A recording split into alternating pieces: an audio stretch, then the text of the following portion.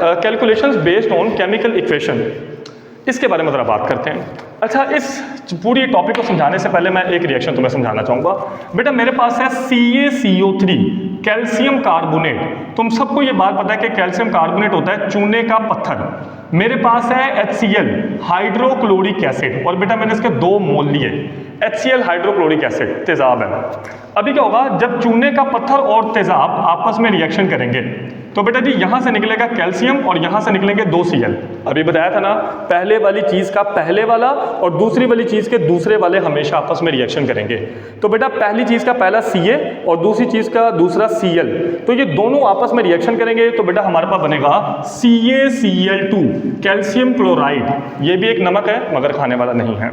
अच्छा, फिर ये 2 हाइड्रोजन और 1 ऑक्सीजन आपस में चिपकेंगे तो बेटा बनेगा H2O यानी कि पानी। तो हुआ क्या, CaCl2 H2O, बाकी का बचा CO2 कार्बन डाइऑक्साइड गैस। तो अब ये बेटा हमारे पास 3 चीजें बनी। जब चूने का पत्थर के ऊपर तेजाब गिराया गया तो बना CaCl2 H2O और CO2 कार्बन डाइऑक्साइड गैस। अब सवाल ये है कि ये रिएक्शन क्या है। ये रिएक्शन दरअसल मुझसे कुछ बात कर रहा है। ये मुझे बोल बोल कर बता रहा है कि ये कितना लेना है, ये कितना लेना है, और इन दोनों के कितना कितना लेने से ये कितना कितना बनेगा, ये मुझे बता रहा है। आपको याद है, यही तो स्टोइकियोमेट्री था। इस चैप्टर का नाम था स्टोइकियोमेट्री, और स्टोइकियोमेट्री की डेफिनेशन अगर तुम्हें याद हो या पहला लेक्चर याद हो तो उसमें मैंने तुम्हें बताया था कि स्टोइकियोमेट्री दरअसल वो कॉन्सेप्ट है, वो बढ़िया एक्सपर्टीज़ है कि जिसके अंदर इंसान इस काबिल हो जाता है कि किसी केमिकल इक्वेशन को देख कर बता सकता है कि कौन कौन सी चीज़ कितनी लेनी है और उससे कौन कौन सी चीज़ कितनी कितनी बनेगी।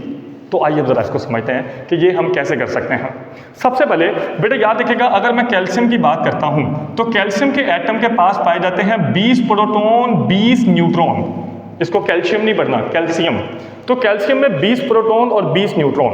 अगर बेटा जी मुझे कैल्शियम का वजन निकालना हो तो आपको पता है हम क्या करते हैं, जब भी किसी एटॉमिक मास को निकालना हो तो प्रोटॉन और न्यूट्रॉन को प्लस कर देते हैं। तो 20 प्रोटॉन 20 न्यूट्रॉन, आंसर आ जाएगा 40 AMU। उसके बाद क्लोरीन, क्लोरीन के पास बेटा पाए जाते हैं 17 प्रोटॉन और 19 न्यूट्रॉन। तो ये तकरीबन बनता है 35.5। ये 35.5 क्यों बनना है वो आप बड़ी क्लासेस के अंदर जाकर पढ़ोगे। इसमें हमारे आइंस्टाइन साहब का रोल है, E = mc²। मैथ डिफेक्ट अगर आपको जानना है तो बड़ी क्लास में लाकर वेट करें यार, इधर कुछ समझ में नहीं आएगा। बस फिलहाल यहाँ पर रट्टा मार दो कि क्लोरीन का वजन है 35.5।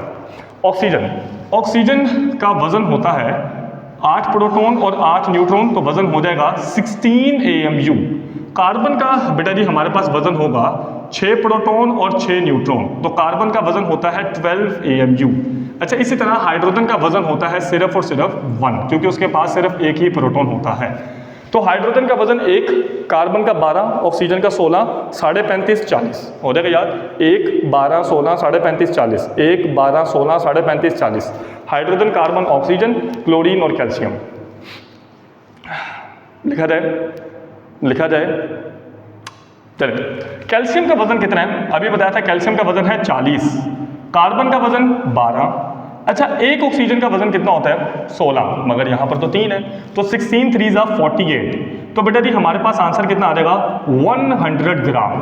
तो इसका मतलब ये चूने का पत्थर कितना लेना है 100 ग्राम। उसके बाद बेटा जी हमारे पास एक हाइड्रोजन का वजन होता है 1, मगर यहाँ पर तो 2 हाइड्रोजन है, तो 2 हाइड्रोजन का वजन हो जाएगा 2, और 2 क्लोरीन का वजन 35 और 35 70 और 1, तो ये हो जाएगा बेटा 71। तो आंसर हमारे पास कितना आ गया 73 ग्राम। तो इसका मतलब ये है चूने का पत्थर लेना है 100 ग्राम और इससे HCl लेना है तुमने 73 ग्राम। फिर इन दोनों को आपस में लड़वाना है, 100 ग्राम ये 73 ग्राम ये। अच्छा, जब ये बेटा बनेगा तो कैल्शियम का वजन है 40 और 2 क्लोरीन का वजन होता है 71, तो आंसर आ जाएगा 111 ग्राम। अच्छा, इसी तरह बेटा जी 2 हाइड्रोजन का वजन हो गया 2, ऑक्सीजन का वजन 16, तो आंसर आएगा 18, और कार्बन का बेटा जी वजन होता है 12 और 2 ऑक्सीजन का बेटा वजन होता है 32, तो ये आंसर आ जाएगा 44 ग्राम। अब इस केमिकल इक्वेशन को देखकर मैंने पता लगा लिया कि ये कितना कितना लेना है और इनके मिलने से ये कितना कितना बनेगा। यही होता है स्टोइकियोमेट्री। अगर तुमने गौर से देखा हो तो यहाँ पर 100 और 73 ग्राम, टोटल 173 ग्राम, तो वहाँ पर भी उन तीनों को प्लस करोगे तो 173 ग्राम। तो ये तो law of conservation of mass follow हो रहा है। अभी थोड़ी फील आ रही है। किसी केमिकल इक्वेशन को देखकर हम ये भी बता सकते हैं कि कौन कौन सी चीज़ कितनी लेनी है और उससे क्या क्या कितना कितना बढ़ेगा, और यहाँ पर law of conservation of mass एकदम अच्छे से काम करना चाहिए।